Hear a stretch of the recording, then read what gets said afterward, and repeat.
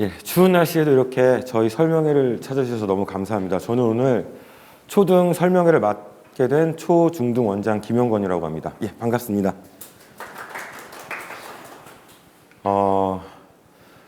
일단은 시작은 오프닝, 국어 프로그램, 독서 프로그램, 그리고 수업 구성 및 과제, 그리고 문해력 테스트 이렇게 안내드릴 예정이고요. 일단 오늘은 오프닝에서 좀 말씀드리고 싶은 것은 바로 국어가 안 되면 다른 과목도 안 된다? 요 주제에 대해서 좀 말씀을 드리고 싶습니다. 어찌 보면은 초등 때부터 국어를 해야 되는 이유일 수도 있을 것 같아요. 가끔 영어 선생님이나 수학 선생님이 네가 지금 수학이나 영어를 못하는 건 국어를 못해서야, 이런 말씀 하시는 경우 좀 들어보셨을 텐데, 영어는 그래도 같은 언어니까 좀 이해가 될 수 있어요. 근데 수학은 왜 그럴까? 오늘 좀 얘기를 해보면 좋을 것 같아요. 자, 이거는 어떤 학원 원장이 말하는 건데요. 수학 선행보다 이 능력으로 결정된다. 최상위권이 되는 학생들은요. 물론 최상위권 아래 학생들은 또 수학 열심히 반복하면 어느 정도 올라갈 수는 있겠죠. 근데 거기서 결국은 최상위권으로 가느냐 못 가느냐는 결국 이 능력으로 결정된다라는 얘기를 하시는데요. 그건 바로 문해력이라고 말하고 있습니다. 문해력을 수학 선행보다 먼저 키워야 하는 이유는 문해력이 학습 능력의 심장이기 때문이다. 아마 이 문해력은 이제 앞으로 여러분 어머님들께서 언어 능력이라고 이제 같은 말로 이해하시면 될 거고요. 그리고 결국 언어 능력은 사고력이기도 하죠. 그 얘기도 좀 이따 말씀드리도록 하겠습니다. 그래서 문해력은 엔진이고 수학 선행은 타이어다. 엔진이 약하면 타이어가 좋아도 소용없다. 이런 얘기를 하고 있습니다. 왜 국어가 안 되면 수학도 안 될까? 제가 여기 좀 가렸습니다. 이렇게 수학학원에서 올라온 글인데 또 이게 프라이버시가 있을 수 있으니까 수학학원에서 올라온 글인데 이런 얘기가 있었습니다. 결국 모든 학문은 언어다. 모든 학문은 언어라는 공통적인 특성을 내포하고 있습니다. 수학은 숫자와 기호로 된 언어라는 점이 차이가 있을 뿐 언어 능력이 학업 성취도를 좌우한다. 이런 얘기를 하고 있습니다. 수능 문제를 가져왔어요. 이번 수능 27번 문제인데 엄청 길죠? 엄청나게 이제 글들을 읽어내야 됩니다. 이 글을 읽고 이해할 수 있어야 그 다음에 수학 문제도 해결이 가능한 거죠. 또 이런 식의 그냥 수학 수식 같지만 사실은 저기 있는 기호들을 언어로 이해할 수 있어야 돼요. 그래서 어머님들 언어 능력이 사고 능력이다. 왜 그런 말씀을 드리냐면요. 그리고 또 왜 언어 능력이 부족하면 수학도 못할 수밖에 없느냐면요. 이런 겁니다. 그러니까 우리가 어떤 장면을 떠올려도 그거에 대해 생각할 때는 말로 바꿔서 생각하게 돼요. 예컨대 어제 내가 했던 어떤 일이 머릿속에 떠올랐어요. 장면이 떠올랐죠. 그거를 우리가 뭔가 장면이 아니라 그거를 말을 하거나 뭔가 스토리를 갖고 떠올리려면 장면의 연결이 아니에요. 이야기가 되죠. 그렇기 때문에 우리의 사고는 근본적으로 언어로 되어 있습니다. 수학도 마찬가지입니다. 수학을 언어로 한다, 언어 능력이 필요하다가 이런 겁니다. 우리나라에서는 이렇게 수학을 안 가르치죠. 2x 플러스 4는 8, 쉬운 거로 할게요. 이거 계산하라고 하면 애들 이렇게 해요. 넘기면 마이너스 4. 이건 언어로 하는 게 아니에요. 그냥 과정 외운 거고 풀이법을 외우고 풀이만 하는 거예요. 언어적인 이해가 전혀 없어요. 기본적으로 2x 플러스 4는 8이라는 건 학생들 머릿속에 이렇게 들어와야 돼요. 뭔지 모르는 어떤 수에 2를 곱했고 4를 더하니까 8이 되더라. 이렇게 이해를 하지 않으니까 요거를 말로 풀어내서 그 응용 문제를 많이 보셨죠? 말로 풀어내서 식을 세워서 푸는 문제를 풀지를 못하는 거예요. 학생들 머릿속엔 이게 언어로 들어와 있지 않기 때문에.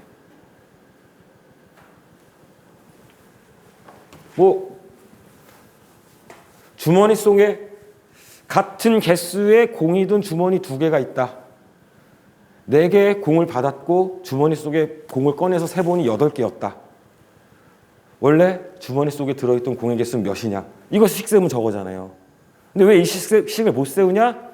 수식을 언어로 이해하지 못하기 때문에. 즉 식에 대해서 생각을 하지 않기 때문이에요. 그 다음에 2x 플러스 4는 8. 이거는 그래서 해외에서는 이거 넘겨서 마이너스 4 하면 안 돼요. 이거는 계산하는 거지 수학하는 게 아니기 때문에.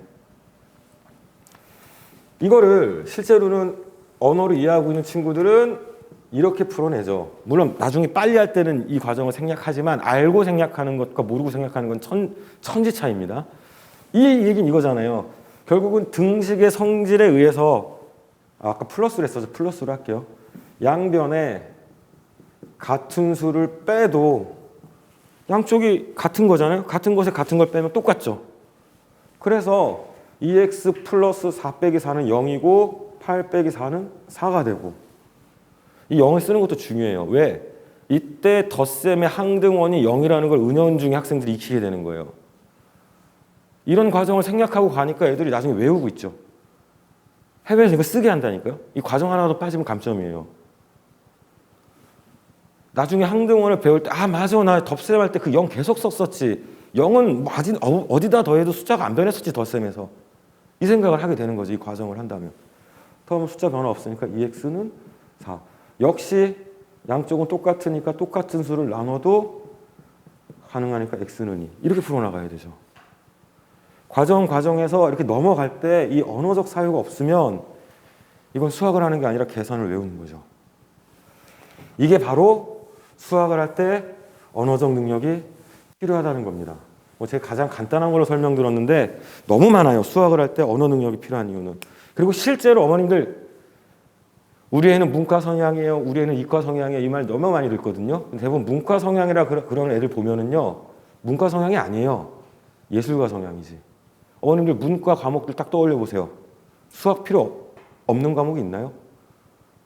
철학, 논리로 하죠. 경제학, 수학 계산 엄청 많이 하죠. 경영학, 국문학, 문학 분석하려면 분석적 사고력 필요하죠. 논리적, 분석적, 언어적 사고력 없이 되는 학문은 아무것도 없습니다. 그래서 어머님들 학교 다닐 때 보세요. 수학 잘하는 친구가 국어도 잘하고 국어 잘하는 친구가 수학도 잘하죠. 이건 있을 수 있어요. 이건 언어 능력과는 상관없어요. 문학적 능력이니까. 글을 시 같은 거 아름답게 쓴다든지 이거는 예술가적 능력이에요. 문과의 능력이 아니라. 근데 많은 어머님들이 우리 애는 문과 성향인 것 같아요. 예술가적 성향이라는 말씀을 그렇게 하시는 것 같아요.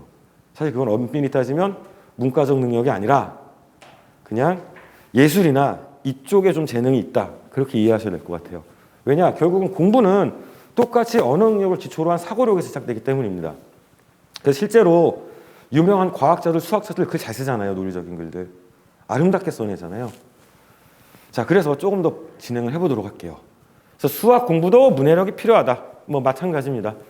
여기서 좀 말씀드리고 싶은 건 수학 기호도 알고 보면 수학 기호도 안 하면 수학 언어라서 정확히 기호를 읽고 쓸 줄 알아야 문제를 해결할 수 있다. 이걸 학생들이 수학을 하면서도 하지 않고 있죠.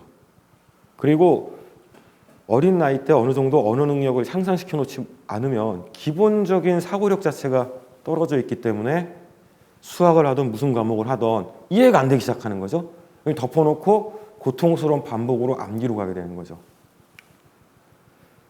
그래서 수학 문제에도 문해력이 필요하다. 정승재 선생님 굉장히 유명하신 수학 선생님이시죠.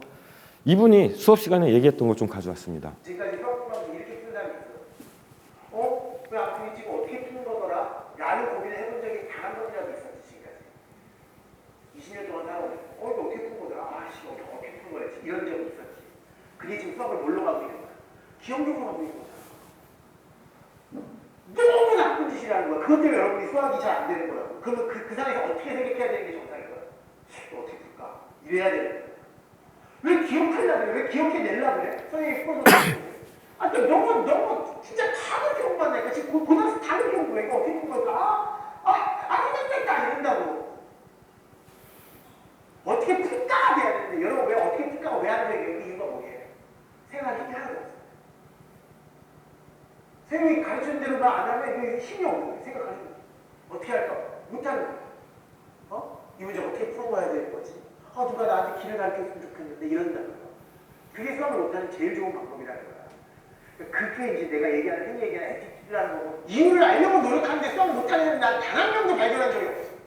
수학 못하는 애의 특성 몰라요. 이유를 잘 모르고 그냥 그렇게 푸는 선생님은 그렇게 하라고 했잖아요. 되게 많아요.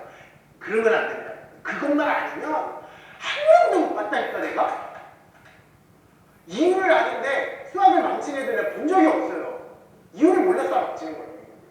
생각할 힘이 없으니까. 이유를 모르는데 무슨. 네, 이분이 그 강의 중에 수학을 못하는 이유에 대해서 얘기했던 것들을 좀 갖고 왔거든요. 이유를 궁금해하지 않는다. 아니죠. 모르는 거 전에 궁금해하지 않죠. 그리고 수학을 외워서 하려고 한다. 실제로 제가 지금은 초등, 중등 쪽에서 원장을 하고 열심히 프로그램을 만들고 있는데 사실 저도 시작은 대입이었었고요. 뭐 사회과도 가르쳤었고 뭐 대치동 쪽에서 논술, 면접, 컨설팅도 굉장히 오래 했었어요. 그래서 좀 제가 회의감이 들었던 게 고3 되면 다 이래요. 진짜 최상위권 아니면. 자신감 다 없고 애티튜드라고 그랬죠. 태도가 그래요. 그리고 요즘 갈수록 그 현상이 더 심해지는 것 같아요. 예컨대 자기소개서 쓸 때도 처음에 어떤 식으로 써봐라 하고 요령을 알려주고 나면 자기 이야기 쓰는 거잖아요. 애들이 다 쫄아 있어요. 정답이 있는 듯이. 이거 맞아요? 이거 맞아요? 최상위권 애들은 안 그래요. 요령 딱 알려주면 자기 마음대로 써요. 그리고 선생님 이렇게 내가 이런 생각을 이렇게 해봤는데 어떻습니까? 생각이 시하는 사람과 생각 없이 뭐가 좋은지도 고민하지 않고 시키는 대로 했던 애들의 차이죠. 거기서 좀 뭐 제가 대학 이름을 얘기하긴 그렇지만 어머님들이 생각하는 그 세계에 들어가는 혹은 그 연절에 있는 대학을 가느냐 그렇지 않느냐가 결정되는 것 같았습니다. 심지어 논술도 그래요. 고3 때 논술하러 오면은요 제가 그런 얘기 해요. 너 수능 어느 정도 나오니? 물어보고 수능 지금 나오는 성적이나 논술 하는 게 비슷하잖아요. 근데 논술 다니지 말고 수능 하라 그랬었어요. 제가. 왜? 논술이 단기간에 올라갈까요? 능력인데 글을 잘 읽는 능력, 글을 잘 쓰는 능력. 면접도 똑같습니다. 수시도. 예. 뭐 아래쪽으로 가면 그거 아시죠? 아래 학교로 갈수록 내신을 많이 보고 위로 갈수록 내신은 지원 조건인 거. 왜? 면접 능력이 진짜 30초면 그냥 판가름 나요. 생각할 줄 아는 사람, 자기주도적인 학생과 이게 벌벌 떨면서 답이 뭘까 그 면접관 의도만 살피는 사람이랑 그게 뭐냐 이 애티튜드 차이. 이분이 심지어 그건 아시죠? 최상위권을 대상으로 하는 선생님이 아니세요. 최상위권도 하시지만 수학이 잘 안 수포자의 구세주라 그러잖아요. 된다니까요. 애티튜드만 있으면. 근데 제가 주변에서 봤을 때 수많은 학생들이 어릴 때부터 답이 뭘까? 저 사람 마음에 드는 답을 해야 되는데 난 이게 이해 안 돼. 근데 일단 하긴 해야 되니까 외우고 완전히 태도를 망쳐가지고 그거 갖고 6년, 7년을 공부하고 고통스럽고 성과는 안 나오고 고칠라니 안 되고 그건 충격적인 상황에 빠진다는 거죠. 이게 너무 안타까웠어요. 이건 내가 1년 안에 할 수 있는 게 아니에요. 되는 친구들 있어요. 정말 일부분. 그리고 되는 친구들이 대부분 와서 되는 거죠. 대치동에 아토즈라고 굉장히 유명한 학원이거든요. 꽤 많이 붙였어요. 쫙 합격자 나오거든요. 솔직히 까놓고 거기서 안 왔어도 될 애들이 더 많아요. 그냥 와서 딱 두 줄만 들으면 돼요. 자소서 어떤 방식으로 쓰고 면접 어떤 스타일로 나오는구나. 데이터가 없으니까 정보가 없으니까 걔네들은 그것만 듣고 가면 알아서 혼자 해서 될 애들이에요. 논술 기출 풀어보고 하면 스스로 할 수 있어요. 뭐 저도 그렇게 들어갔고 학교를. 그래서 계속 이 말씀을 드리는 게 제 경험 한 번 더 말씀드릴게요. 이것도 똑같아요. 그때 이제 컨설팅 같은 걸 하고 있을 때였는데요. 이 학생이 이제 그 강남 쪽에서 서초구 쪽에서 중학교 때 전교 3등 밑으로 떨어진 적이 없었던 학생이에요. 뭐 1등도 하고 2등도 하고 3등도 하고 정말 공부를 잘하는 학생이었잖아요. 근데 고등학교 1학년 첫 번째 시험을 봤는데 너무 못 봐서 온 거예요. 그래서 어머니에게 얘기를 하고 이제 좀 얘기를 듣고 어머니 저 학생이랑 좀 얘기하게 제가 좀 자리 좀 피해 주시겠습니까? 학생이랑 얘기를 했는데 저는 그렇게 하던 애가 떨어졌다 그래서 뭐 종종 그런 케이스들이 있으니까 한 3, 4등급일 줄 알았어요. 5, 6등급이 나왔어요. 너무 그래서 좀 몇 가지 물어봤죠. 그랬더니 얘가 정말 성실한 학생이거든요. 시키는 대로 정말 성실하게 한 거예요. 모든 걸 외워서. 1688년 명예혁명이 딱 나와요. 1789년 프랑스 혁명, 연도들을 다 외우고 있어요. 얼마나 열심히 한 거예요, 중학교 때. 안 외워도 되는 것까지. 그러니까 걔는 성실함과 암기로 지금까지 버텨왔는데 중학교 딱 가니까 일단 과목 양도 늘어났죠. 선행도 당연히 많이 했어요. 양도 늘어났고 또 강남 쪽 학교 시험 문제 어렵게 냈잖아요. 수능 스타일로. 외워서 하면 못 맞추게. 그러니까 박살이 난 거예요. 5, 6등급이 나와버린 거예요. 좀 얘기를 하면서 그 얘기를 했죠. 너 분명히 너 공부할 때 자습서 필 거다. 학교 필기랑. 그리고 다 보고 달달달달 외워서 그게 다시 나올 때까지 달달달달 외울 거다. 그리고 문제를 풀 건데 중학교 때만큼 문제 풀 시간이 없지. 그렇대요. 너 수업은 열심히 듣잖아. 맞대요. 거꾸로 하라고. 문제를 먼저 풀어라. 시중에 있는 문제집을 다 풀어놓고 해설 당연히 봐야 된다. 해설 보고 이해되면 넘어가라. 외울 생각 하지 마라. 어차피 그 문제 또 나올 거고 다음에 맞추면 넘어가도 되는 거다. 바꿨어요.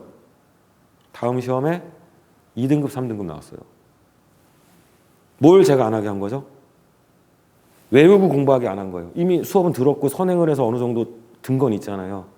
바로 문제풀이를 생각하게만 바꿔줬거든요. 태도가 바뀐 거죠. 공부를 할 때 태도가. 그걸로 2등급, 3등급 나왔어요. 그러나 유학을 갔죠. 왜? 전교 3등 하던 애가 5, 6등급 나오고 2, 3등급 나오면 이미 원하는 학교는 물 건너갔잖아요. 내신으론.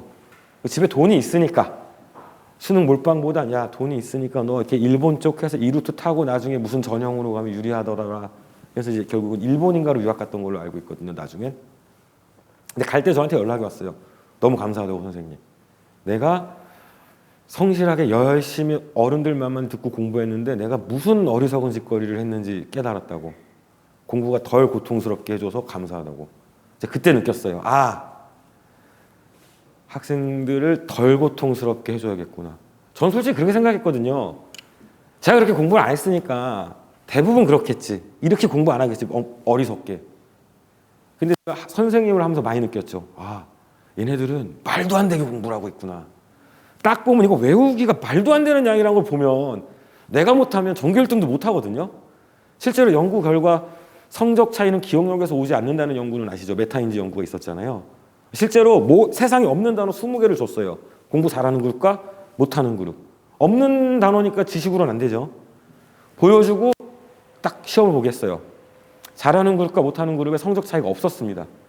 때로는 못하는 그룹이 더 높게 나왔어요. 뭐가 달랐냐? 보기 전에 물어봤죠. 너 몇 개 맞을 것 같으냐? 성적이 떨어지는 그룹은 나 17개쯤 맞을 것 같아요. 이제 3개 맞고. 비슷한 상황 있죠? 시험 잘 봤어? 응, 잘 봤어. 3개 맞고. 뭐 이런 거. 이런 상황이 벌어진 반면 잘하는 쪽은 나 3개쯤 맞을 것 같아요. 3개 맞아요. 6개쯤 6개.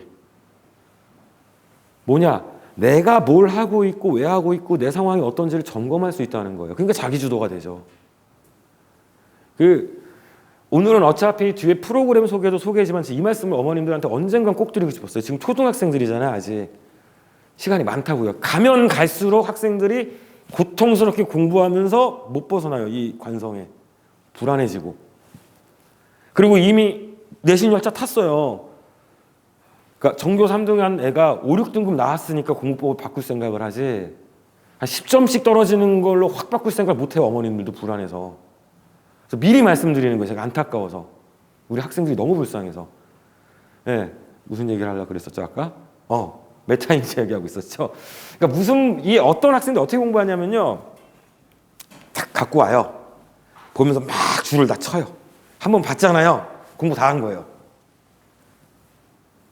아는지 모르는지를 판단할 내가 생각을 안 하고 공부를 하기 때문에 그냥 한 번만 보면 된 거예요. 그리고 어머님들이 잘 아시겠지만 우리가 수업 들을 때 공부할 때 줄 외치죠? 마음의 안정을 위해서 줄 치나요? 시커멓게 줄 치는 애도 있어요. 뭔지 줄을 치면 내가 읽은 것 같거든. 줄 치는 애는 그거예요. 다음에 볼 때 시간 단축하려고. 줄 친 데만 딱 표시된 데만 딱딱딱딱 보다가 이해 안 되면 주변 보고. 이게 사시 공부하거나 다 할 때 이게 노하우잖아요. 거기에 조금 고급 스킬 가면은 한 권에 다 모으죠, 정보를. 중요한 거 체크해놓고 여기 없는 것만 포스트잇으로 붙이고. 그리고 마지막에 표 해놓고 그럼 나중에는 그 단원에 안 봐요. 표만 보면 돼요. 정리된 표. 딱 보고 이 단원 머릿속에 다라락 떠오르면 다음. 이게 바로 현명하게 공부하는 방법인데 애들은 와서 다 왜 아는 걸 왜 치고 있어. 그 옛날에 유명했던 그 글이 있어요. 전국 석차 한 자릿수애가 쓴 글이라고 하더라고요. 그 사이트에 떠돌아다니는 거. 제가 가끔씩 이제 초등학생 수업 때는 수업 중에 그 공부하는 태도나 자세에 대해서 정말 많이 얘기하거든요. 제가 많이 얘기하는 것 중에 하나가 그 친구가 썼던 것 중에 하나가 제발 맞았다고 좋아하지 마라. 아는 문제를 풀었다는 건 너 시간 낭비한 거다. 안 해도 되는 짓을 한 거다. 근데 우리는 너 몇 점이야? 몇 개 맞았어? 그 순간 학생들이 자기가 모르는 거라는 자기주도가 없어지는 거예요. 아는 거 맞추고 기뻐하고. 그래서 학생들한테 그 얘기 많이 해요. 야, 맞은 게 중요한 게 아니야. 많이 틀린 것도 괜찮아. 다만 꼭 질문하고 그리고 문제 풀 때 아리까리한 거 세모 완전 찍었다 별표 꼭 표시해라. 맞아도 질문해라. 시험에서 틀리는 건 어떤 거 틀린 줄 아세요? 틀렸던 게 아니에요. 찍었는데 맞았고 이 문제 다시 못 보면 요거 틀려요. 제일 위험하죠. 이런 것부터 하나하나 가르치거든요. 아니 내 공부하고 내가 그 정보를 아는 게 중요한데 맞았다고 그 기뻐해요. 기분이야 좀 좋겠지만 그게 누군가 시선을 의식하는 공부잖아요. 내 생각에 집중하지 않는 공부. 그러니까 이게 학원을 더 많이 다니니까 이게 환경 때문에 학생들이 타성에 젖는다고요. 지금도 조금씩 입시를 하고 있는데 옛날보다 더 의존적이에요. 학생들이. 한번 해봐. 선생님 해보면 면접은 정답이 없거든. 해보면 좀 더 좋은 걸 알려줄게. 뭐뭐. 그래서 오늘은 제가 정말 말씀드리고 싶은 게 우리가 이제 학생들이 어떻게 공부할 수 있는 기초를 다져야 되느냐. 그리고 그 중에 하나는 바로 언어 능력이다. 물론 태도도 매우 중요합니다. 그리고 태도 관련해서는 제가 독서 토론 논술을 우리가 어떻게 하는지 좀 말씀드리도록 하겠습니다. 그래서 조금 넘겨볼게요. 자, 그래서 서울대 3,121명의 이해 공부법일 수밖에 없다. 그러니까 다 이해하고 공부를 한다는 거죠. 왜를 묻고 왜가 이해되면 넘어갈 수 있는 거죠. 이거 있잖아요. 어느 이삿집 이사 번호가 2424에 2424예요. 외우셨죠 벌써? 이유가 있거든요. 그럼 보면 외워지는 거예요. 이거는 사실 그러니까 공부 잘하는 친구는 외웠다 그러지만 외운 게 아니에요. 이해하고 있기 때문에 재현이 가능한 거예요. 근데 그렇지 않은 친구들은 이해가 안 되니까 엄청난 반복으로 어떻게든 막 해서 하려고 하는 거예요. 시간도 오래 걸리고 재현도 잘 안 되고 시간이 지나면 까먹고. 지금도 기억나는 건데 한라산 높이가 몇 미터인지 아직도 안 까먹어요. 1950m거든요. 그때 우리 초등학교 때 가르쳐 주시면서 한 번 구경 오십시오. 원래 오십시오라고 알려주셨거든요. 그러니까 1955인지 1950인지 헷갈리더라고요. 한 번 구경 오십시오. 이러니까 한 번 구경 오십시오. 1950 안 까먹어요. 듣고 나서. 이거 뭐죠? 한라산 높이가 1950m일 이유는 없어요. 그냥 그렇게 된 거지 우연히. 근데 내가 그걸 기억할 땐 이유를 만드는 거죠. 이게 연상기억법이고 기억법의 대가들이 하는 거잖아요. 스토리를 만든다든지 이런 식으로 그래야 될 이유들을 만드는 거. 근데 사실은 나중에 찾아보니까요. 한라산 높이는 1950이 아니라 1947m더라고요. 3m를 빼야 돼요. 네. 이게 이제 어떤 웹툰인데요. 한글은 듣고 읽고 말하고 쓸 수 있으니까 이제 다른 공부하자. 영어는 초등계 다 끝내고 수학 빨리 선행 나가야 돼. 엄마 왕복할 때 드는 비용을 구하라는데 왕복이 무슨 뜻이에요? 비용은 또 무슨 뜻이에요? fair 타당한. 타당한이 무슨 뜻이죠? 그러다 보니까 이제 점수가 애들은 열심히 하는데 툭툭툭툭 떨어지는 거죠. 수학에서 나오는 어떤 개념도 결국은 언어로 설명되어 있고 영어에 나오는 단어의 뜻도 결국은 언어로 설명되어 있고 이해가 안 되면 이제 애들이 그때부터는 고통의 길을 가게 되는 거예요. 그래서 그럼에도 불구하고 충격적인 사실은 뭐냐면 보십시오. 수학 중3 때랑 고2 때 비교하면 오르죠. 영어도 올라요. 매년 똑같아요. 국어는요. 항상 떨어져요. 등급은 큰 차이 없죠. 왜냐하면 다들 같이 떨어지니까. 예. 왜 떨어질까요? 왜 떨어질까요? 수학 영어는 막 미친 듯이 하시죠, 어머님들이. 아, 물론 수학 영어 하셔야 됩니다. 하지 말라는 건 아니에요. 근데 국어는 손 놓고 있다 내신 때만. 손 놓고 있다 내신 때만. 국어는 영어나 수학만큼 많은 시간을 투자하진 않아도 돼요. 근데 꾸준히 하셔야 돼요. 다시 말하지만 언어나 수학도 마찬가지지만 국어야말로 국영수는 능력을 키우는 거거든요. 사회나 과학은 그것도 뭐 능력이 중요하지만 일단 지식을 넣는 측면이 강하잖아요. 얼만큼 너가 여기에 대해서 알고 있느냐가 강한데 수학, 영어, 국어는 기본적으로 능력을 키우는 거예요. 능력을. 물론 제가 수학 학원이 아니기 때문에 말씀 안 드리지만 저는 수학도 되게 중요하다고 생각해요. 논리적 사고력을 수학을 제대로만 공부한다면 암기가 아니라 외로 다가간다면 수학과 국어는 사고력 상상이 양날개거든요. 결국 같은 사고력이지만 좀 더 논리적이고 좀 더 딱 떨어지는 방식, 좀 더 인문학적이면서 좀 더 상상력을 펼 수 있는 방식. 이 두 양날개는 같이 가야 되거든요. 제가 수업 시간에 수학의 중요성 너무 많이 강조하거든요. 어찌됐든 중요한 건 뭡니까? 국어, 수학, 영어만큼 시간 많이 안 투자해도 되는 과목이요. 꾸준히 하면 되는 과목인데 그 꾸준히를 안 해요. 너무 웃긴 건 뭔지 아십니까? 꾸준히가 필요한 애들이 내신 때도 제대로 안 해요. 오히려 얘는 지 혼자 해도 되는 애들이 정규 수업도 들어요. 재밌다고. 뭐 독서토론 같은 거 재밌으니까. 자기가 얻어가는 게 있으니까. 생각하는 재미를 느끼니까. 얼마나 이게 슬픈 일입니까? 필요한 친구들은 딴 것도 급해요. 안 오고. 굳이 얘는 안 해도 되는 것 같은데 뭐 해서 나쁠 건 없죠. 도움은 되니까 그 친구도 오니까. 그 친구들은 더 강화되는 거예요. 이런 능력이. 점점 격차는 벌어질 수밖에 없죠. 정말로 최상위권에 가고 운 좋게 이런 능력들을 습득하는 친구들이 있어요. 자기가 공부하면서 엄청 고민을 하는 거죠. 내가 이걸 어떻게 하면 좀 더 편하게 할까? 어떻게 하면 좀 더 내가 알았다는 그 느낌 있잖아요. 그런 느낌을 원하는 친구들은 정말 생각보다 많지 않아요. 그 경험을 하지 않고는 모르는 거거든요. 그래서 이것도 잠깐 보시고 왔죠. 모르는 단어가 딱 나와서 다 읽고 싶어도 읽지 못하는 거예요. 정정할 건 아니죠. 한 10명 중에 한 명만이 교과서를 읽고 혼자서 공부할 수 있는 수준. 잠깐만 천천히. 그런 사람은 사실 수업이 생각이 안 되는 거예요. 무엇을 이야기하는지 파악하는 능력인데 중심에 어휘력이 있다는 거예요.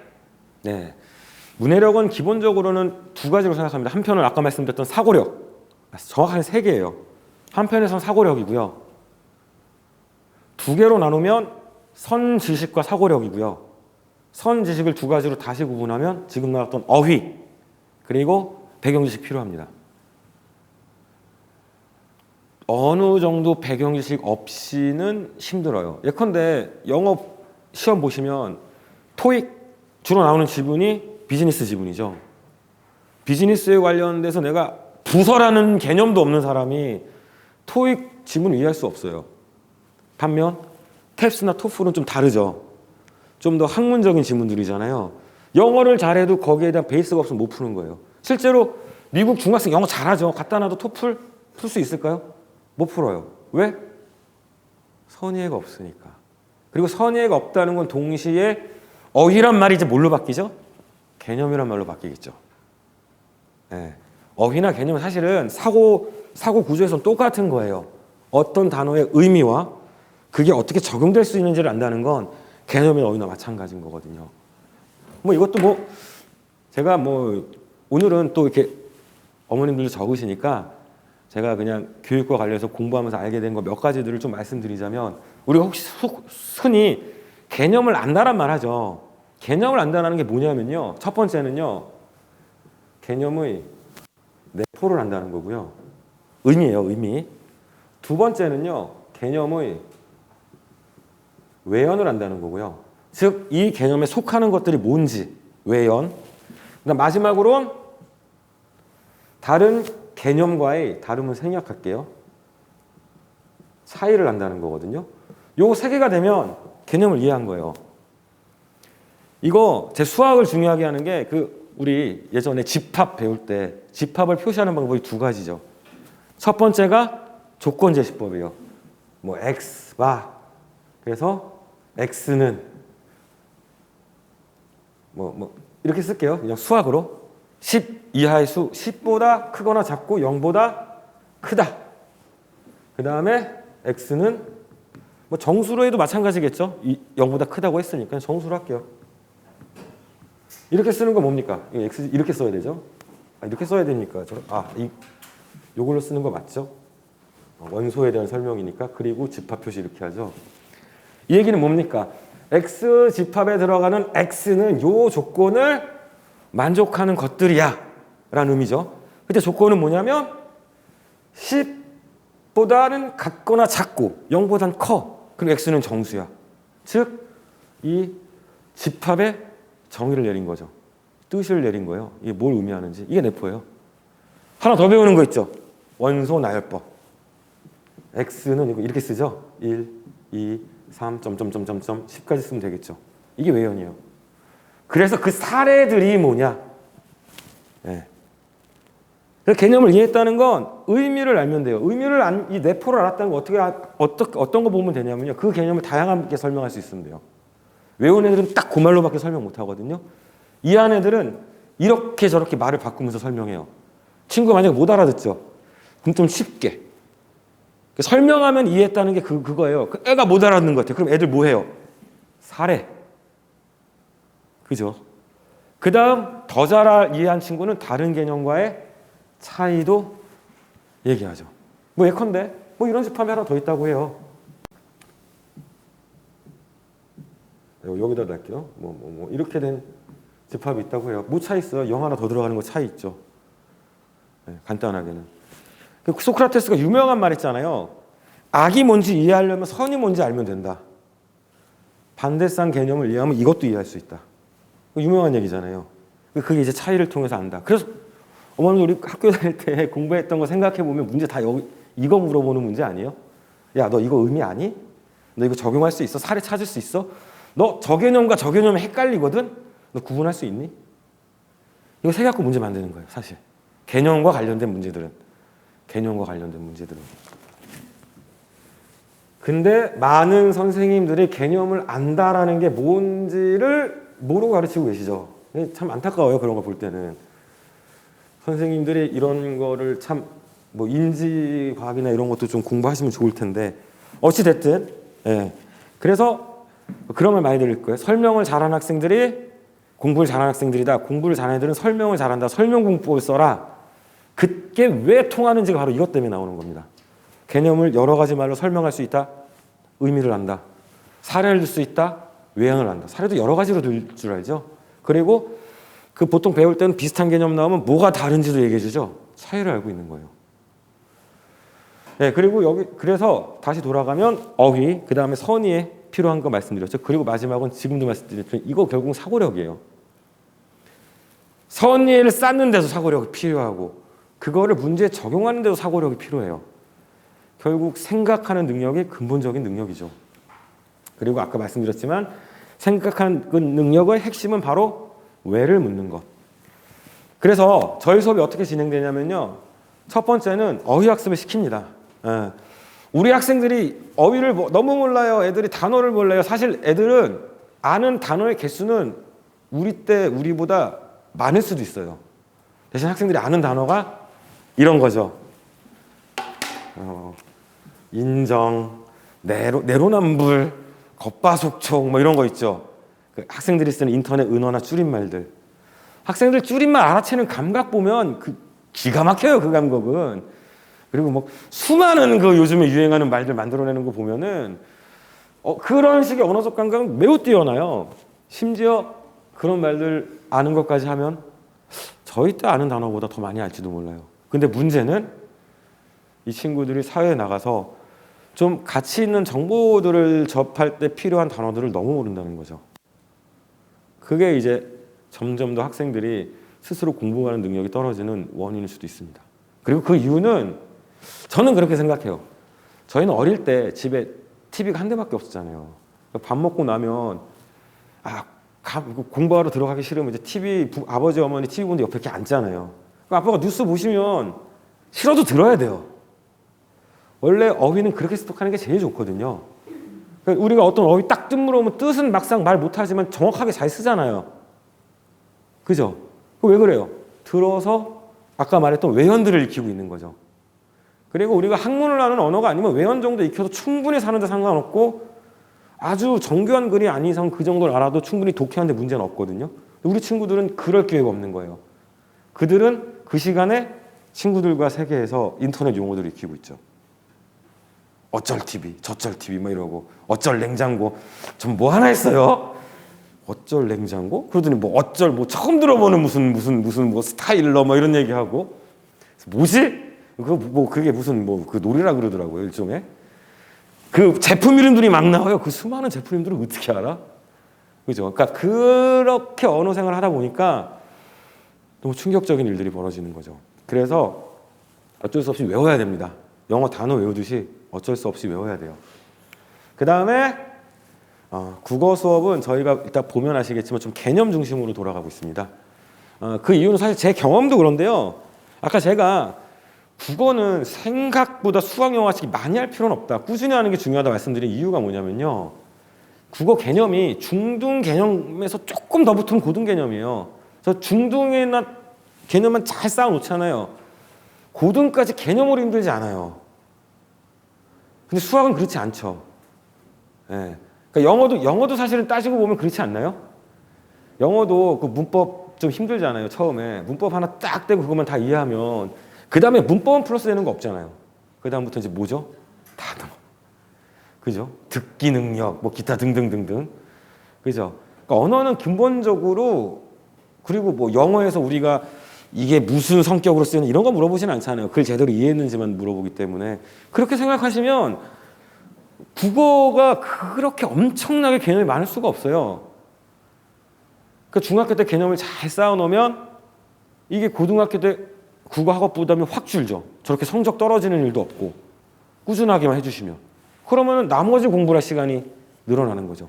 근데 국어 이렇게 넉넉히 있다가 고2 때 시험을 봤는데 국어가 저렇게 나와버렸어요. 이제부터 국어를 하려고 그러면 수학, 영어도 계속 해야 되는데 그때야말로 수학, 영어에게 더 투자해야 될 시간인데 그래서 저희는 특히 초등에서는 국어의 좀 핵심적인 개념들 있죠. 수능까지 보게 될 개념들 그런 개념들을 위주로 수업을 하고 있습니다. 그 다음에 독서토론 수업으로 이제 아까도 말씀드렸던 사고력을 신장하는 그런 수업을 하고 있어요. 그래서 조금 보시면 국어 프로그램은 이거는 뭐냐면 지금 여기 감각적 이미지 심상이거든요. 심상 어머님들 들어보시잖아요. 뭐 시각적 심상, 뭐 후각적 심상, 공각적 심상, 뭐 감각적 전이가 일어나야 공감각적 심상, 막 이런 거 했었잖아요. 그거예요, 그거. 중학교 때 배웠는데 수능에서도 나옵니다. 뭐 보리내 음새, 후각이네, 뭐 빛깔, 시각이네, 진달래 향기, 후각이네, 뭐 노래, 청각이네, 엄청나게 감각적 이미지 많이 나오네. 그럴 수 있으면 되는 거예요.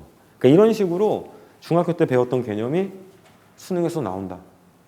감각적 이미지 알면 저거 우리 초등학생들도 풀 수 있죠. 마찬가지로 시각적 이미지로 수능에 이렇게 나오고 있다는 거. 그래서 이게 저희 그냥 교재 일부를 갖고 왔거든요. 이렇게 이제 저희 심상 개념해서 개념, 뭐 효과 그리고 이제 종류들 이렇게 나눠서 이렇게 학생들한테 개념을 알려주고 그다음에 여기 보면은 제가 아까도 말씀드렸잖아요. 첫 번째 내포를 알아야 되고 외연을 익혀야 된다. 많은 교재가 그렇겠지만 저희 교재는 특히 어떤 개념의 의미를 설명하면 그 다음에 이제 예를 좀 많이 들어주려고 해요. 그리고 이거 왜 해놨겠어요?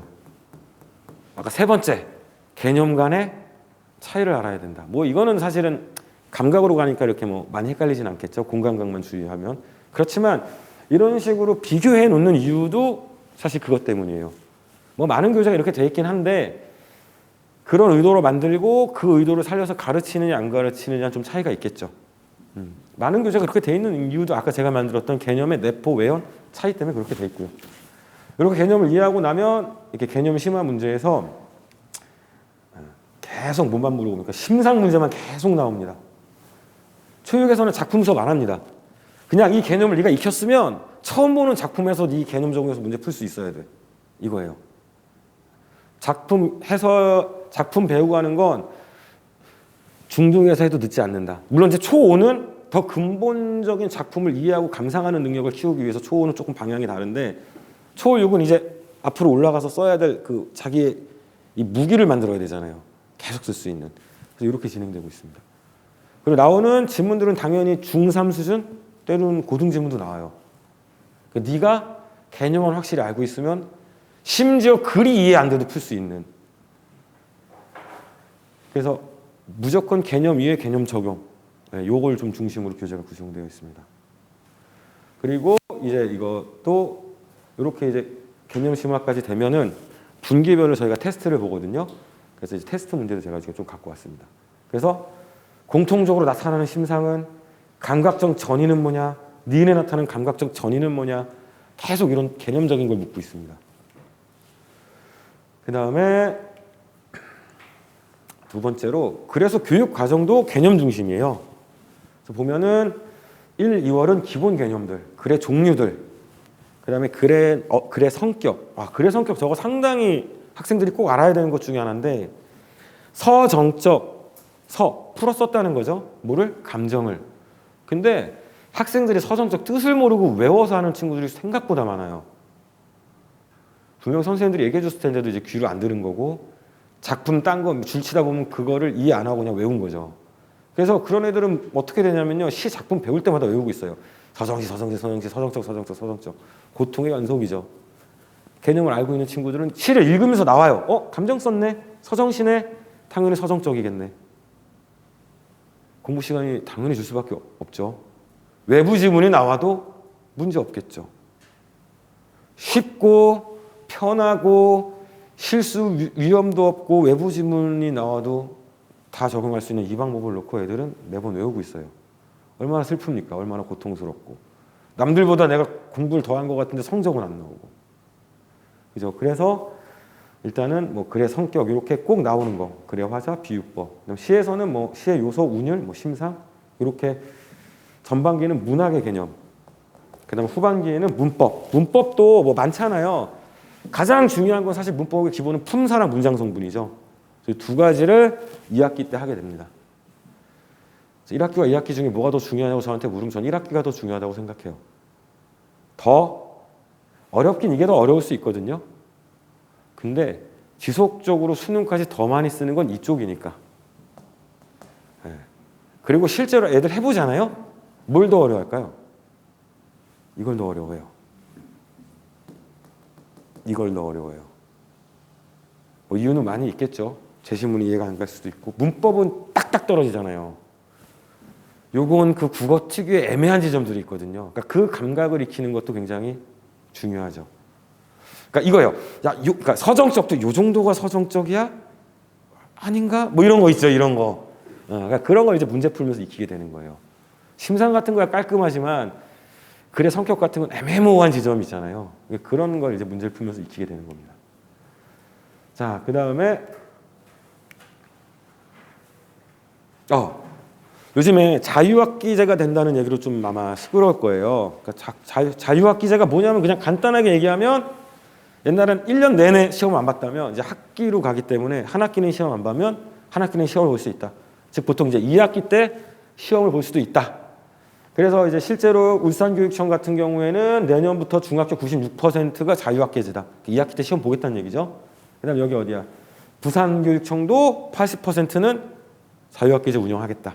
아직 서울은 뭐 확실한 발표가 안 나온 것 같은데 들리는 소문으로 여러 중학교에서 내년에는 중1도 1학년도 2학기부터 시험을 본다는 얘기들이 들려오고 있어요. 좀 지켜봐야겠죠. 얘기가 나온다는 건 뭐 어느 순간 학교에서 공지들이 올라오겠죠. 그래서 그럼 좀 얘기들이 나오고 있는 걸로 알고 있습니다. 월천, 뭐 신서 얘기가 나오고 있는 학교들은 좀 많이 들었어요. 네. 그래 어쨌든 그러니까 이제 중1이 올라가면 1년의 시간이 아닌 거예요. 바로 1학기 지나면 시험을 볼 수도 있는 거죠. 그리고 이렇게 달라요. 이쪽은 초등수업 시험, 이쪽은 중등 시험. 딱 보는 순간 압박감부터 다르죠. 그리고 학생들이 이제 하는 걸 보면 문제 푸는 것도 요령이 많이 부족하더라고요. 적절하지 않은 것, 적절한 건 막 그냥 자기 마음대로 보고 그리고 지문을 보고 이 보기가 뭘 의미하는지 위와 같은 글에서 차이도 모르고 위 글에서는 바로 나온 위 글에 대한 설명이고 위와 같은 글에 대한 설명은 위 글과 같은 종류의 글에 대한 설명이고 그러니까 뭐 그런 뉘앙스도 좀 배워야 되고 해서 그런 의미에서도 조금 국어 공부가 필요하지 않을까 뭐 그런 생각이 좀 듭니다. 그 다음에 이런 식으로 문제가 나온다는 거죠. 자, 확실하게 저희가 개념을 이해시키고요. 아까 저희 소설 그걸 가져왔어요. 책의 일부를 이렇게 세 가지 시점 정리해주고 그 다음에 이렇게 개념을 이해시킨 다음에 개념 확인 문제 역시 서술자 같은 것만 묻고 있죠. 그 다음에 개념 심화 문제는 좀 달라져요. 어떻게? 가의 시점에 대한 설명으로 적합한 것하고 시점을 묻는 게 아니죠. 이 시점을 갖고 있는 효과들을 지금 써놓고 있죠. 그러니까 심화 문제에서는 네가 그냥 시점은 아는 건 물론이고 이 시점을 통해서 어떤 효과가 나오는지 네가 인지하고 있어야 돼. 이런 문제를 냅니다. 문제 수준은 중3 수준이에요. 그냥 중3 수준이고 그러니까 당연히 학생들이 풀어오면 한 60점, 70점 나와요. 당연하죠. 중3 수준을 처음부터 잘 적응할 수는 없죠. 하지만 이제 수업 때 제가 이제 설명해주고 선생님들이 설명을 해주면은 이제 이해하고 가는 거죠. 아, 이거 이래서구나. 그리고 나중에 총정리 테스트 같은 거 보면 이제 학생들이 확실히 복습만 하고 수업 열심히 듣는 친구들은 성장한 거 보여줘요. 뭐 만점 받는 친구들도 있고 제가 죽어도 만점은 못 받게 하려고 그러거든요. 이 사람들이 이제 만점을 받으면 뭔가 다 한 것 같아요. 하나씩 모자라야지. 근데 요즘은 지금 총정리 기간이거든요. 종종 생각보다 만점이 지금 많이 나오고 있어가지고 문제 난이도를 올릴까 지금 생각 중이에요. 네. 그래서 이제 이렇게 저희가 뭐 진행되고 있습니다. 교재는 밖에도 있으니까 한번 보고 가시면 좋을 것 같고요.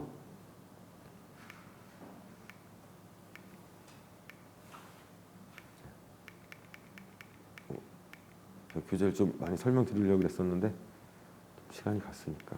그리고 분기별 학기말로 이렇게 총정리 테스트가 있습니다. 교재가 한 권 끝나면 총정리 시간 테스트 이렇게 진행되고요. 마지막 지금 12월 달 1년 동안 했던 거 맨 처음에 기본 개념 총정리 그리고 그 다음 주에 테스트 시의 개념 총정리 테스트 소설 개념 총정리 테스트 문법 개념 총정리 테스트 이렇게 하는 이유는요. 일단 중간에 들어온 친구들도 있어서 전체 다 날 수 없지만 그래도 정말 소설의 개념에서 정말 중요한 게 시점이랑 갈등 같은 건 중요하잖아요. 뭐 특성까지는 못 다루더라도 정말 중요한 개념들을 좀 뽑아서 요것들은 너네가 중등 가기 전에 꼭 알았으면 좋겠다 하는 걸로 총정님이 테스트 진행하고 있고요. 또 다녔던 친구들은 이해하고 잘 했었어도 시간이 지나면 또 까먹어요. 그래서 그건 좀 꾸준히 하는 게 필요하거든요. 자꾸 이제 상기를 시켜야 되기 때문에 그래서 좀 1년 동안 했던 걸 좀 복습도 하고 다시 기억도 되돌리고 중학교 가서 또 초등학교 때 열심히 했는데 이게 효과가 있어야 되잖아요. 그래서 이렇게 총정 테스트를 또 이제 진행하고 있습니다. 지금 계속 학생들이 격주로 시험을 보느라 네, 그래서 이렇게 문제도 내고요. 테스트 문제예요. 저희 지금 보고 있는 총정 테스트. 만만치 않죠. 이만큼의 지문 주고 보기 갖고 적용해라 이런 식의 문제. 이거 수능형 문제죠. 네, 수능형 문제를 따와가지고 이런 유형도 내고 있습니다. 그리고 애들이 문학보다 문법을 좋아하는 이유는요. 문법 푸는 게 시간이 덜 걸리죠. 문학은 지문을 읽어야 되잖아요. 예, 이렇게 이제 국어 수업은 진행되고 있고 이 초육 국어고요. 그 다음에 초 교재는요. 국어가 아까도 말씀드렸지만 작품 감상과 이해에 좀 초점이 맞춰져 있어요. 국어 개념 아까도 말씀드렸지만 이렇게 물론 중간중간에 개념을 알려주긴 하거든요. 근데 초등 가면 이제 개념 집중적으로 할 거니까 이때는 이 작품을 어떻게 이해하고 감상할 건지 이 능력을 좀 키우는 걸 위주로 하고 있거든요. 그래서 이제 교재를 보면 이제 이렇게 뭐 이거 항상 나오는 거잖아요. 근데 이거 그냥 하는 게 아니고요. 보통 시는 세 가지 기준이거든요. 언제 쓰였냐, 형식을 자유롭게 썼냐, 형식적 구분, 정해진 형식대로 썼냐, 내용적 구분, 감정을 노래했냐, 사건을 노래했냐. 우리 때는 경치를 노래했냐, 서경시 이런 것도 있었죠. 이제 요즘엔 서경시는 서정시 안으로 넣고 있거든요. 그래서 학생들이 읽으면서 요걸 찾아갈 수 있는 능력. 그 다음에 뭐 성격도 찾아갈 수 있게. 늙어보니까 이거 어떤 느낌이 드니. 작가가 이걸 통해서 무슨 얘기를 하고 싶었던 것 같으니 주제 찾는 거죠. 그 다음에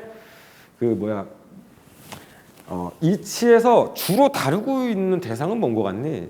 그럼 애들 뭐 햇비 얘기도 하고 고양이 얘기도 하고 처음에 이러거든요. 근데 그런 과정을 거쳐서 시를 읽으면서 혹은 소설을 읽으면서 주제나 이런 것들을 찾아갈 수 있는 능력을 키우는 게 일단 초호 교재의 좀 핵심적인 목표입니다. 물론 이제 요거만 하면 또 이제 적용할 그리고 이제 수업 때 이제 뒤쪽엔 여기 좀 써야 될 뭐 비유법이라는 개념들을 알려주긴 하는데 초호는 그래서 수업이 어떻게 진행되냐면요. 작품 해설 감상이 중심이잖아요. 그래서 한 권의 교재가 들어가기 전에 이 권에서 다룰 개념 수업을 한 줄 합니다. 그래서 개념을 미리 알려주고 들어가서 좀 작품 감상 위주 그리고 문제 풀이 때는 배웠던 개념 적용 감상한 것과 그리고 그렇게 한 권이 끝나고 나면 다시 총정리 테스트 초호는 좀 이렇게 수업이 진행되고 있습니다. 그래서 뭐 이렇게 연습 문제, 뭐 7점 문제 이렇게 좀 진행되고 있고요. 그리고 여기 우리 독서 토론 논술 왜 책을 읽어야 할까? 그죠? 우리 책을 읽어야 된다는 말은 많이 들었는데 왜 책을 읽어야 될까? 많은 분들이 그런 말씀하세요. 왜 책을 읽어야 할까? 지식의 습득 수단으로 책을 읽어야 한다. 뭐 틀린 말은 아니지만 요즘 시대에 맞는 말도 아닌 것 같아요. 왜 칸트의 순수 이성 비판을 이해하려면 그 책을 읽는 것보다 잘 요약해놓은 글 보는 게 낫잖아요. 유튜브 강의를 본다든지. 오히려 칸트의 순수 이성 비판을 읽으면 이해도 잘 못할 뿐더러 오독을 하고 시간도 오래 걸리고 기억도 안 나죠. 고통스러우니까. 결국은 과거부터 지금까지 책을 읽는 가장 중요한 이유는요. 그거였었어요. 생각하기 위해서. 생각을 하는 게 책을 읽는 가장 핵심이죠. 책은 지식 습득을 위한 가장 좋은 수단은 아니라는 건 우리 경험을 비춰보면 돼요. 너무 재밌게 본 책이 있어요. 한 달 지나면 얼마나 기억이 날까요? 얼마 기억 안 날 겁니다. 1년이 지나면요. 주인공 이름도 가물가물할 거예요. 그러니까 책을 지식 습득의 수단으로 생각한다는 것 자체가 굉장히 어리석은 접근이에요. 교과서 있잖아요. 교과서 거기 얼마나 지식 습득할 게 많은데요. 그리고 책을 많이 읽으면 무조건 좋을까? 안 읽는 것보단 낫겠지만 무조건 좋지는 않다고 봅니다. 독서토론 선생님이 이런 말 해서 당황스러울지 모르지만 좋은 책을 좋게 읽어야겠죠. 네. 좀 많이 보는 그 책을 특히 초등생 중에 책을 많이 읽는데 별로 좋지 못하게 읽는 경우가 두 가지가 있어요. 하나는 수준을 안 올리고 읽는 거예요. 초등학교 4학년 정도 수준의 책 계속 머물러 있어요. 저는 어머님들이 도서 관련 상담을 하면 분야가 치중된 건 괜찮습니다. 근데 책 수준이 머물러 있으면 안 된다는 얘기는 해요. 그게 익숙하고 편하니까 그 수준 책만 계속 봐요. 이 친구는 어휘든 문해력이든 사고력이든 주제도 초4가 다룰 만한 주제들을 다루잖아요. 심지어 고전 명작도 초4나 초3용으로 만들면 맞춰 만들잖아요. 그래서 첫 번째 그러니까 저학년 수준의 책에 머물러 있으면서 많이 읽는 거 그거 안 좋고요. 두 번째는 얘가 이해하지 못하는데 주변에서 인정 때문에 읽는 책 읽기가 있어요. 어려운 책 들고 앞에 딱 꺼내놓고 이렇게 책만 넘기는 애들. 이것도 정말 안 좋은 책 읽기예요. 그래서 어머니는 우리 애가 어려운 책도 잘 읽어요 그랬는데 막상 테스트나 문해력 테스트나 이런 걸 하고 혼자 충격을 받는 경우들이 있어요. 뭐지 얘? 일반 우리 보통 애들만도 못하네? 걔는 넘긴 거예요. 책을 읽은 게 아니라. 그런 책 읽기도 많이 읽는다고 좋지 않은 책 읽기입니다. 그럼 어떤 책 읽기가 좋냐? 많은 책들이 우리를 무식하게 만들고 있다. 볼테라는 사람의 한 말이거든요. 그럼 어떻게 읽어야 되냐? 일단은 유익하고 좋은 책을 읽어야 된다고 생각합니다. 무슨 말이냐면요. 일단은 인류가 오랜 세월 고민한 보편적인 문제의식이 담겨있는 책을 읽어야 그 문제의식에 대해 생각할 기회를 주겠죠. 그리고 두 번째는 아까 말씀드린 선의어와 관련이 되어 있는데요. 예컨대 도스토옙스키의 죄와 벌 언젠가는 어디선가는 하다못해 칼럼을 읽더라도 접하게 될 책 아닐까요? 그때 억지로라도 그걸 한번 읽은 친구와 한 번도 읽지 않은 친구는 그 텍스트를 읽을 때 이해력이 차이가 날 거예요. 안티고네 언젠가 한 번쯤 나올 수도 있죠. 법학에서 특히 좋아하죠. 자연법과 실증법의 뭐 문제 얘기하면서 실증주의다 어쩌다 법실증주의다 어쩌다 할 때 정말 많이 갖고 오는 텍스트 중에 하나잖아요. 한 번 접해본 친구와 그렇지 않은 친구는 완전히 다를 거예요. 이해가. 그래서 일단 첫 번째 저희가 선정하는 기준은 이런 책들을 좀 읽힙니다. 가능하면 한 번이라도 보고 가라. 학생들 용이라도 보고 가도록 하는 게 하나의 선정 기준이고요. 그 다음에 그 여기와 연관해서 또 하나 선정 기준은 그러다 보면 책 수준이 좀 높아질 수 있거든요. 그래서 보시면은 좀 어려운 게 있다 보면 좀 애들 읽기 쉬운 그런 책도 좀 선정하고 좀 퐁당퐁당으로 좀 난이도를 선정해놨습니다. 도서 목록을 보다 보면. 그 다음에 이겁니다. 당신에게 가장 필요한 책은 당신으로 하여금 가장 많이 생각하게 하는 책이다. 책을 읽다 덮고 법성 스님 말같이 진짜 양서는 읽다가 자꾸 덮이는 책이어야 한다. 한두 구절이 우리에게 많은 생각을 주기 때문이다. 독서 많이 하셔보셨으니까 아시겠지만 이런 경험 있으실 거예요. 더 나갈 수가 없어요. 그 구절이 너무나 이 머리에 박혀서 여러 장면들이 있었는데 뭐 저번 시간에 그 공자님 책 중에 하나 했으니까 이번 시간에는 한비자로 얘기해보죠. 한비자 세난편에 그 얘기가 나와요. 왕에게 굉장히 총애를 받던 세난, 유세의 어려움이거든요.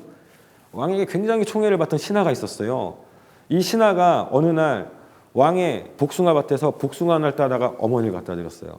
이 왕의 복숭아밭에서 이런 걸 하면 되냐고 막 탄핵을 하니까 왕이 이게 얼마나 효자냐 이러고 상을 내렸대요. 그리고 어머니가 위급하다는 소식을 들었어요. 새벽에. 근데 옛날엔 새벽에 문지기가 못 나가게 이렇게 막죠. 근데 말을 타고 나가다 문지기가 막으니까 문지기를 베고 어머니한테 갔다 왔어요. 그랬더니 당연히 탄핵이 왔겠죠. 상소문이 막 올라왔겠죠. 그랬더니 또 왕이 그러는 거예요. 이 얼마나 효성스러운 사람이냐. 칭찬하고 또 상을 줬었습니다. 시간이 흐르고 왕의 총애가 식었어요. 그래서 작은 실수를 했더니 왕이 버럭 화를 내면서 이 버릇없는 놈, 이 불충한 놈은 내 복숭아밭에서 복숭아를 훔친 놈이고 허락 없이 내가 아끼는 문지기를 칼로 벤 놈이다.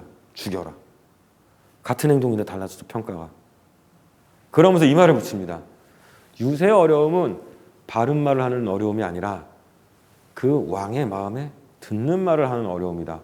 덕치를 하고 싶은 자에게 법으로 가으리라 그러면 포악하고 흉포한 자라고 말할 것이고 법으로 기강을 잡고 싶은 사람한테 덕치를 하라고 얘기하면 마음이 무르고 안여자 같은 사람이라고 말할 것이다. 이게 물은 유세의 어려움이다 이 말하거든요. 근데 제가 중학교 때인가 초등학교 때인가 뭐 중1 때쯤 읽었을 것 같아요. 읽고서 무릎을 탁 시커먼 책이 두꺼운 거였거든요. 와 정말 많은 생각을 하게 된 거예요. 그리고 그 해에 사마천의 사계를 읽다가 그 한비자가 어떻게 죽었는지를 알았죠.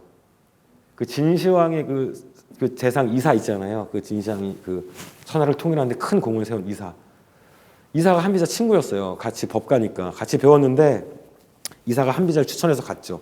근데 이사는 알고 있었어요. 얘가 나보다 능력이 좋다는 걸. 한비자를 모함합니다.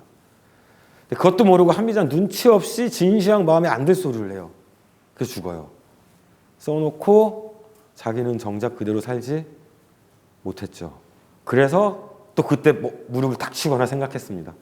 야, 글 썼다고 그대로 사는 건 아니구나. 그들의 말은 들을 필요가 있지만 그들의 삶은 또 다를 수가 있구나. 갑자기 생각난 건데 그냥 넘어가는 걸로요. 그래서 그 독일의 막스 셸러라고 헤겔 하이데거 이 사람은 동시대였는데 그 시대에는 헤겔 하이데거가 지금 더 유명하지만 막스 셸러가 더 잘 나갔대요.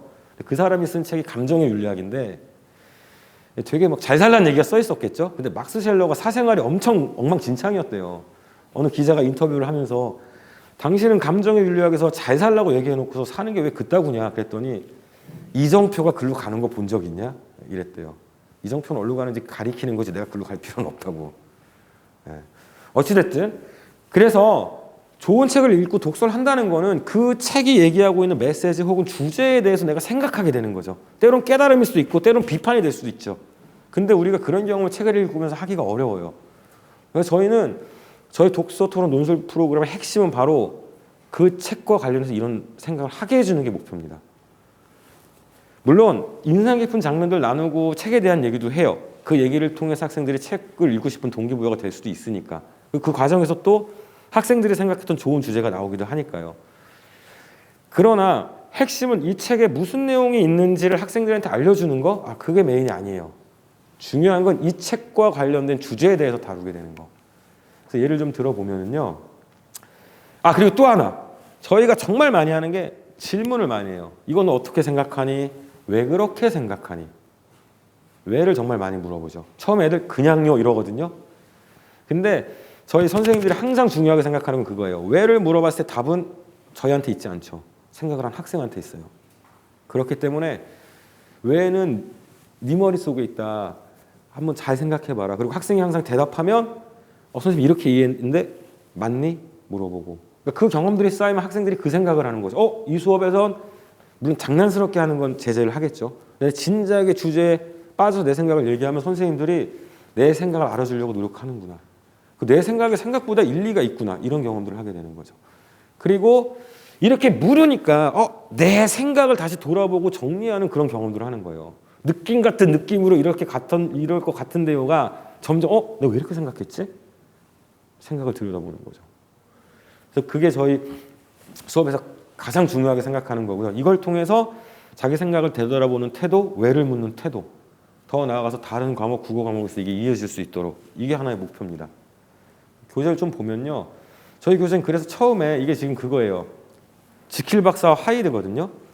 근데 이제 지킬 하이드가 나쁜 행동을 했지만 그 몸은 지킬 박사 몸이잖아요. 그래서 의도나 뭐 환경적 영향 이런 걸 뭐 다 통틀어서 나쁜 행동이 도대체 뭘까? 첫 번째 질문은요.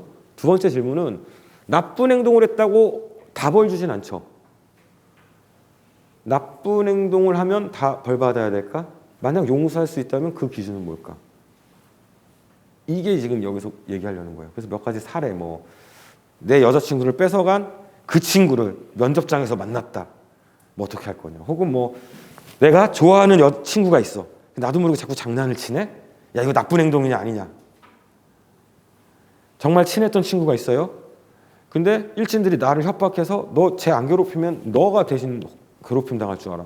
그래서 어쩔 수 없이 괴롭히면서 맨날 밤에 울고 있는 친구. 얘는 나쁜 거냐? 나쁜 행동을 하는 것인가? 아닌가? 나쁜 행동을 했다면 용서할 수 있는가? 아닌가? 이렇게 물어보고 있는 거죠. 결국은 이것도 제가 말씀드렸던 그거 지금 머릿속에 들어오세요? 기준을 정하라는 거예요. 그것들을 하면서 너가 너 나름대로의 나쁜 행동이라는 것에 정의를 내려보고 이 외연, 사례들에 적용을 해봐라. 그래서 그런 사고적 작용을 거치고요. 그래서 위 사례 중 악한 행동을 찾아 적어봅시다. 공통점은 뭡니까? 공통점을 찾아내면은 이게 기준이 되고 정의가 되겠죠. 그래서 기준이 뭐냐? 악한 행동을 정의 내려보자. 그리고 마지막으로 악행이라고 모두 처벌해야 되냐? 그렇진 않을 수도 있죠. 이제 용서의 기준에 대해서도 얘기해 볼 수 있겠죠. 이렇게 학생들이 그 책과 관련된 밀접한 관계가 있는 주제에 대해서 생각해 보게 한 다음에는요. 관계에 있는 또 개념들을 얘기를 줍니다. 주제와 연관 있는 이론. 여기서는 일단 법학 개념이죠. 맨스레어, 범의, 범죄 의도. 우발적 살인이냐, 계획적 살인이냐에 따라서 살인도 이 형량이 달라지죠. 심지어 사람을 죽게 했었어도 이게 내가 죽이려고 한 거냐 아니면 과실치사, 실수에 의한 살인이냐. 예컨대 요리사예요. 막 요리를 하고 있는데 지나가 나를 툭 쳐서 하고 옆에 있는 사람이 찔렀어요. 죽었네? 과실치사죠. 의도가 없었으니까. 이게 굉장히 중요한 개념이거든요. 그래서 이제 범의라는 개념에 대해서 배우고 그 다음에 이것과 관련해서 아리스토텔레스가 이제 두 가지 무지를 얘기해요. 하나는 내가 하는 행동이 뭔지 몰라서 하는 무지, 잘못하는 무지. 예컨대 이런 거죠. 아들이 새벽에 술을 먹고 주택이에요. 비밀번호를 눌렀는데 모르겠는 거예요. 담을 넘고 있었어요. 아빠가 나와서 이게 새벽에 물을 마시는데 시커먼 놈이 담장을 넘어와요. 골프채를 들고 가고 도둑인 줄 알고 머리를 쳐갖고 기절을 시켰어요. 보니까 아들이네. 아버지는 이 행동이 어떤 행동인지 모르고 한 거죠. 도둑을 잡는 행동이라고 했는데 사실은 뭐였죠? 아들을 때리는 행동. 이게 아리스토텔레스가 얘기하는 첫 번째 무지입니다. 요건 용서해 줄 만하다. 정상 참작을 해야 된다.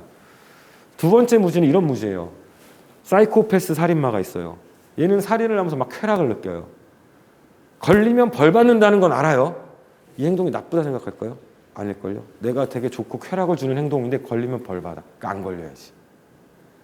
아리스토텔레스 이 무지는 나쁜 행동이 나쁜 줄 모르는 무지여서 얘는 개선의 여지가 없기 때문에 강력하게 다스려야 된다고 얘기를 합니다.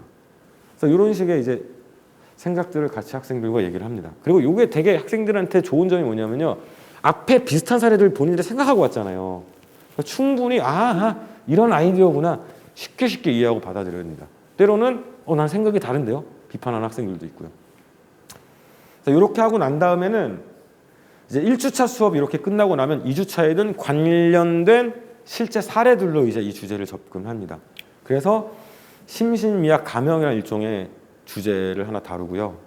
그 다음에 아주 구체적인 활동도 같이 합니다. 그게 뭐냐면 바로 지킬 박사와 하이드라고 했잖아요. 잠시만요. 바로 지킬을 법정에 세워보는 겁니다. 하이드가 지킬의 몸으로 범죄를 저질렀잖아요. 근데 지킬은 하이드로서의 의식이 없죠. 자, 얘 살인죄로 처벌해야 되냐 안 해야 되냐 이걸로 변호사 검사팀 나눠서 토론을 하고 책이 사건 기록이에요. 책을 잘 봐라. 네가 주장하는 거에 근거는 책에서 찾아야 된다. 그리고 법학 개념도 하나 알려줍니다. 바로 위법성 조각 사유. 위법성 조각 사유라는 건 법적으로는 위법한 행위지만 몇 가지 이유가 있으면 이 위법성이 조각된다. 그러니까 무시된다는 거죠. 그래서 용서할 수 있는 조건이거든요. 그래서 니네가 만약에 변호사 측이면 첫 번째 주장할 건 뭐죠? 이거 살인이 아니다. 그럼 무죄가 나오겠죠. 두 번째는 행동은 살인이 맞는데 위법성 조각될 사유가 있다. 그러니까 처벌하면 안 된다. 무죄다. 이렇게 논리적 구조를 알려주고 요구에 따라서 이제 논증을 할 수 있도록 그렇게 지도를 하고 있습니다. 그래서 이런 과정을 통해서 학생들은 이제 이 사고력을 키우고 또 점점 더 분석적이고 논리적 사고를 할 수 있는 경험을 또 가질 수 있고요. 그 다음에 그냥 이렇게 재판 어떻게 이루어지는지도 그냥 약간 좀 재밌게 살짝 다뤄줍니다. 혹시나 이 경험을 통해서 법조인을 꿈꿀 수 있는 친구들도 있을 수 있잖아요. 그래서 그런 것도 좀 아직은 초등학생이니까 좀 그런 경험도 되기를 바라서 이런 활동도 하고 있습니다. 예, 그래서 이제 뭐 프로그램 소개는 된 것 같고요. 간단하게 수업 및 과제 안내를 하자면요. 수업 구성은 초등학교 6학년은 주 1회 3시간, 독서 토론이 2시간이고 국어는 1시간입니다. 근데 뭐 때에 따라서는 국어 수업이 좀 길어질 때도 있어요. 뭐 내용이 많으면. 그 다음에 초5 같은 경우에는 1학기 때는 주 1회 2시간, 독서 토론 논술만 2시간 하고요. 그다음 2학기가 되면은 이제 국어가 들어와요. 국어가 들어와서 30분이 늘어납니다. 그리고 30분 가면 국어 수업 못 하죠. 40분 내지 50분. 뭐 때로는 1시간 할 때도 있어요. 상황에 따라서. 소설 같은 건 아무래도 읽어야 되니까 시간이 좀 더 걸리고요. 이렇게 수업이 구성되어 있고요. 그 다음에 이제 이거는 초5, 초6 다 비슷합니다. 국어는 1주차 개념 해설 강의예요. 초5는 작품 해설, 작품 감상이겠죠. 그다음 2주차는 과제로 이제 문제 풀어오죠. 그럼 그 문제에 대한 해설 강의. 그 다음에 1주차는 독서 토론 논술의 이제 도서 활동. 아까 말씀드렸던 악행이 뭘까, 악행의 기준 정하고 이런 활동들이 1주차에 이루어지고요. 2주차는 그때 했던 활동을 기반으로 실제로 뭐 모의 법정을 해본다든지 뭐 모의 국회를 할 때도 있고 한 명씩 나와서 뭐 장관에서 정책 발표를 하고 나머지는 기자가 돼서 막 질문을 하고 뭐 이런 활동을 할 때도 있고 또 때로는 완벽하게 그냥 팀 토론 뭐 이런 식으로 진행을 하고 있습니다. 그리고 이거는 저희 과제들 아까도 말씀드렸지만 당연히 어휘 과제 있고 국어 문제 풀기 있고 책 읽기야 뭐 2주에 한 권씩. 글쓰기는 저희 과제 한번 말씀드리면요. 첫 주 딱 끝나고 나면 국어 문제 풀기가 과제예요. 문제 풀어와야 오는 게. 2주차 수업이 끝나고 나면 글쓰기와 다음 차 시와 관련된 어휘 외우기 이렇게 격주로 과제가 나가고 있습니다. 그리고 이건 초6 도서 목록인데요. 초6 도서 목록은 4권을 하나의 중요한 주제로 묶었어요. 정체성이란 주제, 정의란 주제, 뭐 진리도 있고요, 뭐 권력도 있고, 행복도 있고, 사랑도 있고 이런 중요한 주제 중심으로 책들을 묶어서 좀 수업을 하고 있습니다.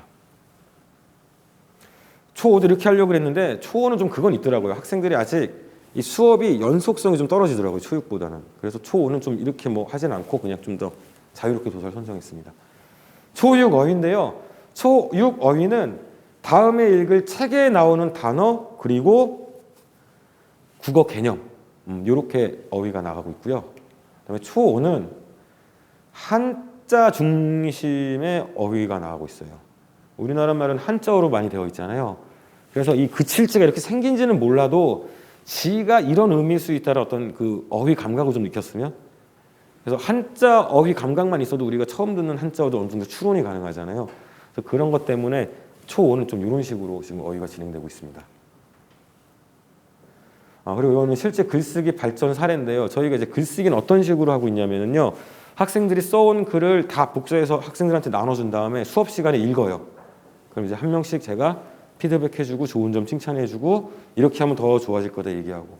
이게 좋은 점은 일단 친구들과 같이 읽기 때문에 동기부여가 돼요. 옆에 잘하는 친구도 있으면 나도 좀 잘 쓰려고 그러고. 그리고 이제 여기서 야, 넌 이거밖에 못 써 이렇게 안 하고 이런 점 좋다. 아니, 처음 했으니까 당연히 이럴 수 있어. 대신 이렇게 하면 좋아질 거야. 이런 식으로 피드백을 하기 때문에 학생들이 이렇게 뭐 부담을 느끼지는 않는 것 같아요. 그리고 실제로 발전하는 게 있으면 뭐가 좋았다 꼭 얘기하고 있고요. 그런 과정을 거치니까 이렇게 쓰던 친구 이렇게 썼어요. 한 4개월 정도 되니까 이렇게 쓰더라고요. 뭐가 일단은 성의가 달라졌죠. 글을 쓰는 성의. 내 글에 대한 애착을 갖기 시작하고. 글쓰기의 시작은 사실 이거거든요. 내가 쓰는 글에 애착을 갖기. 물론 굉장히 오랜 시간이 지나도 애착을 갖는 속도가 좀 떨어지는 친구도 있어요. 느는 양도 좀 떨어지는 친구들도 있긴 한데 많은 친구들이 이렇게 글쓰기가 좋아지는 모습들을 우리가 볼 수 있게 됩니다. 그리고 저희가 이제 글쓰기, 특히 초등에서 글쓰기 피드백할 때 가장 중요하게 생각하는 건요. 비문이나 맞춤법은 그렇게 많이 보지 않아요. 그거 잡기 시작하면 애들이 글 쓰는 게 싫어요. 중요한 거는 내용의 구성. 얼마나 앞뒤가 맞게 흘러가고 있는지. 그게 되면 사실 비문 맞춤법은 나중에 고칠 수 있거든요. 근데 지금부터 띄어쓰기다, 주술 호응이 안 된다, 맞춤법 틀렸다 그러면 고통스럽죠, 글 쓰는 게. 맞춤법 공부지 글쓰기를 익히는 건 아니잖아요. 그래서 초등은 무엇보다도 글의 흐름, 형식 제대로 썼는지, 얼마나 설득력이 있는지, 내용과 형식 위주로 피드백을 하고 있습니다. 그리고 테스트는 아까 말씀드렸듯이 어휘 테스트는 당연히 어휘 외워오면 봐야 되겠죠. 그리고 3개까지 통과고요. 4개부터는 재시험. 통과 못하면 또 재시험. 3개 빌려도 재시험입니다. 통과할 때까지. 애들이 그래요. 20번씩 써오면 안 돼요? 안 돼요. 쓰는 건 의미가 없어요. 통과를 해야지. 네, 그리고 여기 테스트는 아까 말씀드렸던 분기별 그리고 연말에 테스트가 진행되고 있습니다. 그리고 하나 더 안내드리면요. 당신의 문해력이라는 그 프로그램에서 그 테스트를 작성했던 낱말이라는 업체와 저희가 이제 아마 프린트도 받으셨을 텐데요. 같이 이제 협업을 해서 이번에 12월 31일, 1월 1일에 문해력 테스트가 있습니다. 비재원생은 10,000원이고요. 재원생들은 무료. 그리고 이제 1월 수업 등록하시는 분들에 한해서도 당연히 무료로 진행하니까요. 등록하시고 원하시는 분들은 데스크에 이제 신청하셔서 문해력 테스트 한번 봐보시면 좋을 것 같아요. 그리고 등록 안 하시더라도 한 번쯤 보시면 괜찮을 것 같습니다. 나름대로 우리 학생들의 문해력이 어느 부분이 부족한지가 좀 나오거든요. 그리고 이 테스트 보실 때 꼭 그건 아셔야 돼요. 여기서 말하는 수준보다 학업에 필요한 문해력이 조금 더 높아요. 그래서 괜찮다 해도 그거보다 좀 높다. 그 정도는 좀 인지하실 필요가 있을 것 같고, 그렇습니다. 여기까지 좀 길어졌는데 설명드려서 너무 감사하고요. 거기 상담 신청서가 있을 건데 상담 신청서 작성해 주시면서 혹시 질문 있으시면 아무거나 자유롭게 질문해 주세요. 뭐 국어 관련된 것도 좋고 독서와 관련된 것도 좋고 공부도 좋고 뭐 입시도 상관없습니다. 제가 대답 드릴 수 있는 거는 대답 드릴 테니까 뭐든 자유롭게 질문해 주시면 감사하겠습니다.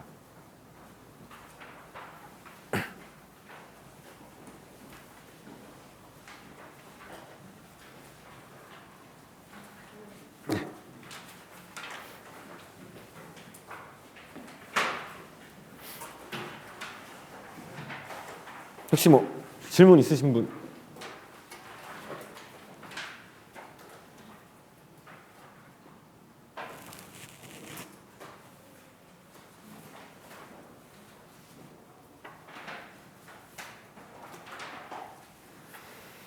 네, 그럼 오랜 시간 너무 들어주시느라 감사하고요. 혹시 이 설명회 끝나고 나서도 뭐 개인적으로 궁금한 거 있으시면 앞으로서 말씀 주시면 제가 대답해 드리도록 하겠습니다. 네, 수고 많으셨습니다. 지금까지 김용건이었습니다. 감사합니다.